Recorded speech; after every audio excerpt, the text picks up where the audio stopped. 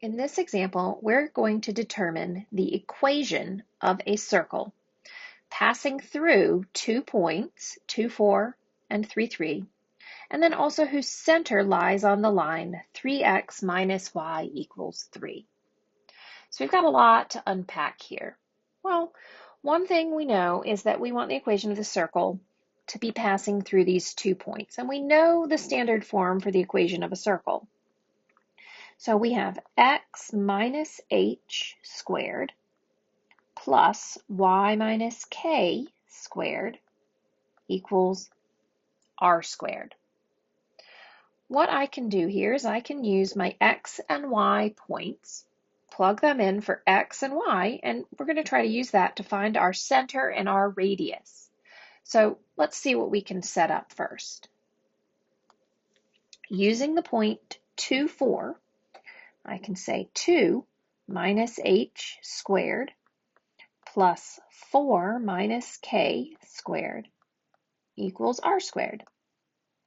Using the point 3, 3, I can write that very similar. 3 minus h squared plus 3 minus k squared equals r squared. Now, I do have 3 variables, and I only have 2 equations. However, both my equations are equal to r squared.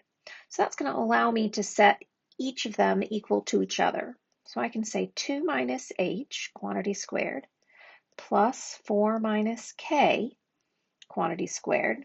That's going to equal 3 minus h squared plus 3 minus k squared. So we've used substitution to essentially eliminate some variables. So now the algebra can get a little hairy here. What we're going to do is I'm going to multiply out the left side and the right side, completing all of those foiling operations. And when I do that, I FOIL each of these 4 binomials squared. I have 4 minus 4h plus h squared plus 16 minus 8k plus k squared equals 9 minus 6h plus h squared plus 9 minus 6k plus k squared. As we look at simplifying this, you'll notice that on the left and the right side, we have quite a bit of symmetry. So I've got a plus h squared and a plus k squared on both sides. So in this situation, I can subtract or add those to both sides of the equation. And so hopefully you see that nice cancellation there easily. So now I'm left with 4 terms on either side. And you'll notice that we have 2 constants on either side. So 16 plus 4, I can add that. That's 20 minus 4h plus, that will be minus 8k equals 18 minus 6h minus 6k.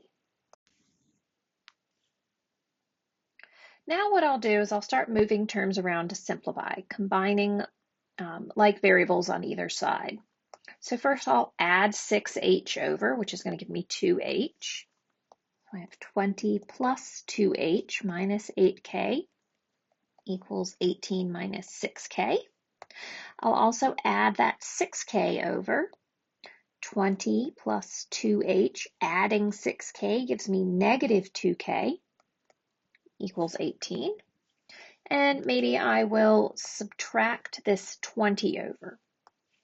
So I have 2h minus 2k equals 18 minus 20 is negative 2. You'll notice all of my terms have a coefficient of 2, so I can simplify this to h minus k equals negative 1. So now I have an equation which relates the coordinates of my center. So let's go back up here and think about what we were told. We were told that the center has to lie on this line. That means that the center, h and k, need to fit into this line. So the line we were given was 3x minus y equals 3. I'm going to write that as another equation. I'm going to say 3h minus k equals 3. So I subbed in h for x and h for y.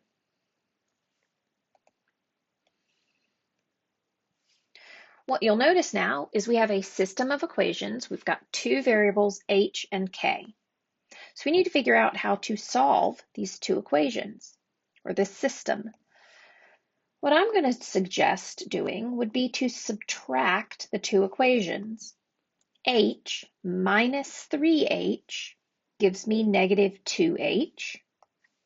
Negative k minus negative k, that would become a plus. Those are going to cancel. I have 0k. And negative 1 minus 3, that gives me negative 4. So we can see that h equals negative 4 divided by negative 2, which is 2. Using my equation, h minus k equals negative 1, we can say 2 minus k equals negative 1. Negative k equals negative 3. K equals 3. Now I know that my center is at the ordered pair 2, 3. Keep in mind your center is HK, XY. So we know our center.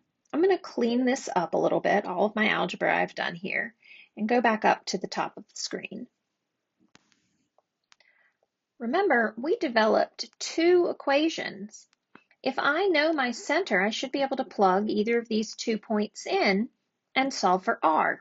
And if I did all of my algebra correctly, using 2 and 3 in either of the equations for h and k, they should both give me the same r, so that could be a good check to make sure you haven't made a mistake yet. I'm only going to plug it into 1 because I know I'm doing it right. So let's see. We have 2 minus 2, quantity squared, plus 4 minus 3 squared equals r squared. So I took my 2 and my 3 and I plugged them into this green equation that I had written. 2 minus 2 squared is 0 squared, so that's going to go away. And 4 minus 3, I have 1 squared equals r squared. Very clearly we can see that r equals 1. Technically or algebraically we would get plus or minus 1, but we can't have a negative radius on our circle. Therefore, the equation of our circle, the final answer here, is going to be x minus my h from my center, which is 2, quantity squared, plus y minus k from my center, 3 squared, equals my radius, 1 squared, or just 1.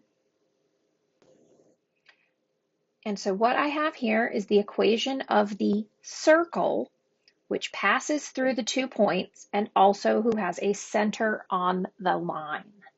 So that was a really involved multi-layer system solving problem, but it gives you some strategies, I think, that are useful moving forward into upper level math. As always, please email me if you have any questions, comments, or concerns, because I am here to help. Good luck.